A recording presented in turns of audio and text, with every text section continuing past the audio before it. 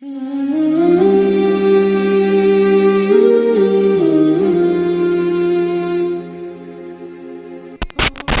ibadah hati kita ketika kita memiliki hati yang bersih sebagaimana yang diinginkan oleh Allah. Makanya kan hadisnya sangat terkenal, innallaha la yanzuru ila suwarikum wala yanzuru ila ajsadikum walakin yanzuru ila qulubikum. Allah itu tidak pernah melihat itu gambaranmu, penampilanmu, tapi yang Allah lihat itu hatimu, dan itulah tempatnya kita menjalankan ibadah hati. Jangan dikira Pak, orang kalau sudah solih berarti dia ibadah hatinya baik, belum tentu. Siapa yang ngomong kayak gitu? Ibnu Jauzi. Kenapa dia ngomong kayak gitu? Karena dia pernah mendapatkan bukti langsung. Apa buktinya? Yaitu adalah ketika Ibnu Jauzi pernah melihat seseorang tua selalu sholatnya di shaf pertama, Pak. Lalu kemudian tiba-tiba pada shaf yang pertama itu dia tidak pernah ketinggalan di shaf yang pertama. Maka kemudian ketika dia selalu sholat di shaf yang pertama, tiba-tiba dia diuji oleh Allah, putranya meninggal dunia. Apa yang dikatakan olehnya? Dia bersenandung, mengecam dan mencela takdir yang dia dapatkan. Kenapa ya Allah Engkau berikan kepadaku takdir dengan kematian anakku? Dia menggugat takdir, padahal menggugat takdir itu termasuk salah satu dosa besar. Disitulah Ibnu Jauzi berkata, belum tentu orang yang ahli ibadah itu menjadi orang yang tertata hatinya sampai dia betul-betul menempa hatinya sebagaimana hati yang diinginkan oleh Allah dan Rasulnya. Makanya jangan sampai kita ini karena tidak paham, fokus ibadah zahir diperhatikan, dan itu memang kewajiban, bukan salah. Tapi ketika fokus dan konsentrasi kamu pada ibadah zahir menjadikan kamu tidak memperhatikan ibadah hatimu, rusak, Pak. Karena ibadah hati itu sangat berat ditimbang oleh Allah, dan itulah yang menjadikan kita mulai faham kenapa tazkiyatun nafas itu harus dibahas.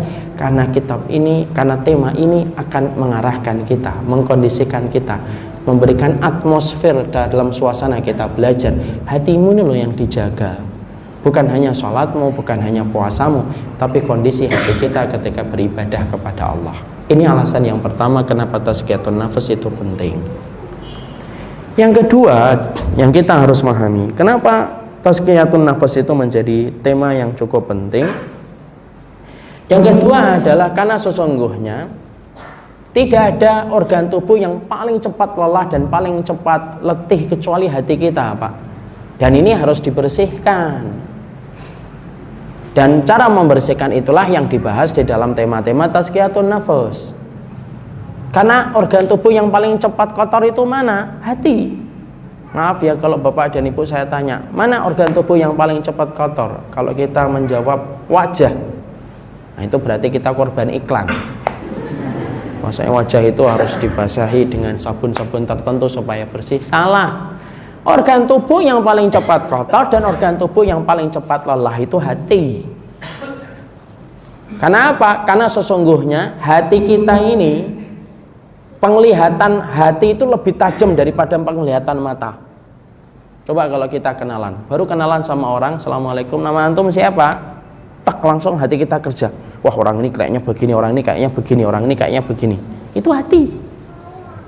Lelah dia, Pak, ngerespon tiap waktu itu.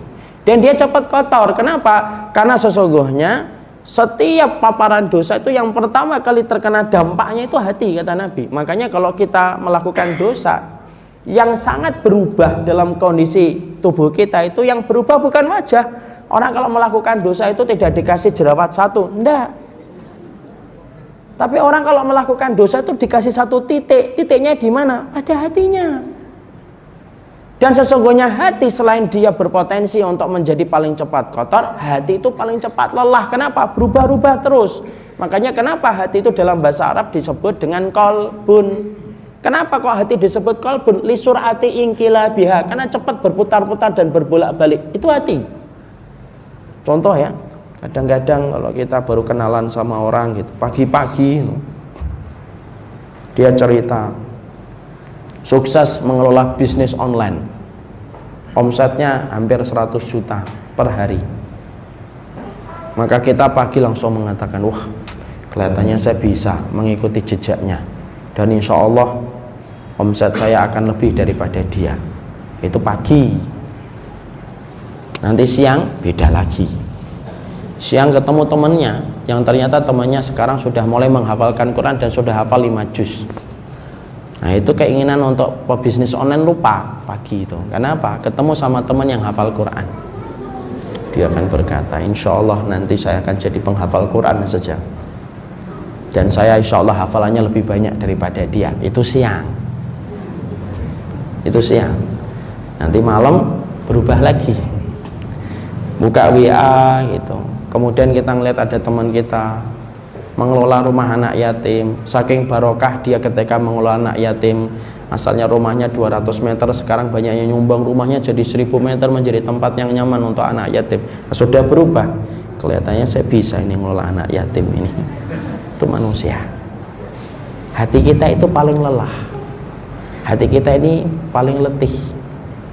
Makanya ketika kita mengetahui itu hati kita, ngelihat orang beda-beda ini. Kalau sekarang memperhatikan materi tazkiyatun nufus, masya Allah, saya akan menjaga hati saya. Sore. Ini sore. Nanti malam ketemu dengan materi tentang antara Prabowo dan Jokowi, ya sudah berubah materi tazkiyatun nufusnya. Ini kelihatannya harus nomor 2 ini. Contoh. Ya sudahlah. Yang terpenting kemudian nomor 2 lagi misalnya. Itu contoh. Maka kemudian itu berubah lagi. Kenapa kemudian hati kita cepat berubah? Karena sesungguhnya tidak ada perkara yang kemudian paling cepat mempengaruhi kondisi hati kita kecuali adalah hati. Cepat berpengaruh, Pak. Makanya ketika kita paham bahwasanya hati kita paling cepat terpapar dengan pengotornya dan hati kita paling cepat lelah, carilah tempat untuk mengistirahatkan hati kita, dan tidak ada obat untuk mengobati hati kita kecuali kepada pemaparan ilmu dari para ulama ketika mereka membahas bagaimana tentang masalah tazkiyatun nufus, membersihkan hati kita, karena pada kondisi itulah kita akan merasakan bagaimana membersihkan hati kita ketika lelah dan ketika letih. Dan ingat, membersihkan hati tidak sama dengan membersihkan anggota badan yang lainnya, karena membersihkan segala sesuatu itu beda-beda. Membersihkan handphone berbeda dengan kita membersihkan piring. Membersihkan piring berbeda dengan kita membersihkan kamar mandi. Membersihkan kamar mandi berbeda dengan kita membersihkan mobil. Itu ada caranya masing-masing. Kalau kita samakan antara membersihkan mobil dengan membersihkan handphone, rusak, Pak, handphone kita. Ya. Kita samakan membersihkan piring dengan membersihkan handphone, rusak handphone kita. Kayak laptopnya seorang ustadz sahabat saya itu. Anaknya itu ketika ngelihat bapaknya selalu bawa laptop gitu, anaknya kasihan ya. Kok laptopnya Abi jarang dicuci ya gitu. Bapaknya tidur, Pak. Diambil laptopnya, dicuci, dimasukkan ember, dicuci kayak nyuci baju, cuci gitu. Sudah bersih dikeringkan, kemudian dikasih handuk, diletakkan. Bibi dibangunkan, Bi. Atif nama anaknya tuh Atif. Atif sudah nyuci laptopnya Abi, jadi Abi nanti kalau pakai sudah bersih, wangi. Bapaknya langsung kaget. Ketika dihidupkan sudah tidak hidup, sudah tamat riwayat handphone laptopnya. Nah, itu salahnya gitu.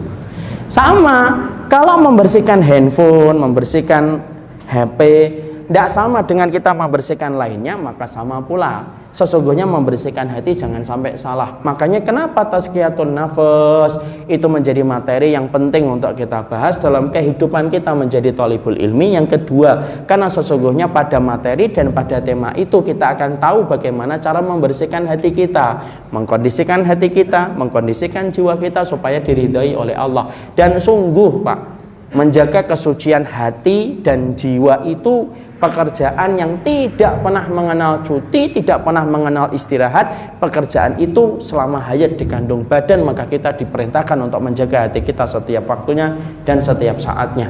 Karena apa? Itu jauh lebih berat dari semua ibadah yang kita lakukan pada perkara-perkara yang lainnya. Salah menyebabkan rusaknya kehidupan kita.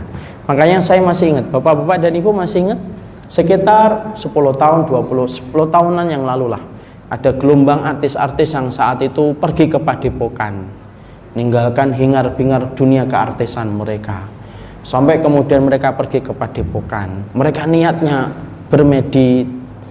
meditasi. Mereka ingin meditasi, mereka pergi ke padepokan yang dulu kita itu bingung di padepokan itu apa saja yang dilakukan oleh mereka.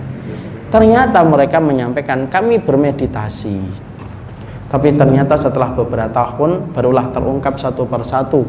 Ternyata di tempat padepokan itu justru malah terjadi banyak kerusakan, sampai terjadi yang perzinahan di tempat yang mereka anggap itu menjadi tempat mereka bermeditasi. Disitulah kita paham, membersihkan hati harus benar formatnya, aturannya harus benar, dan tidak ada tempat yang paling baik untuk membersihkan hati kita kecuali adalah pada ilmu yang disebut dengan tazkiyatun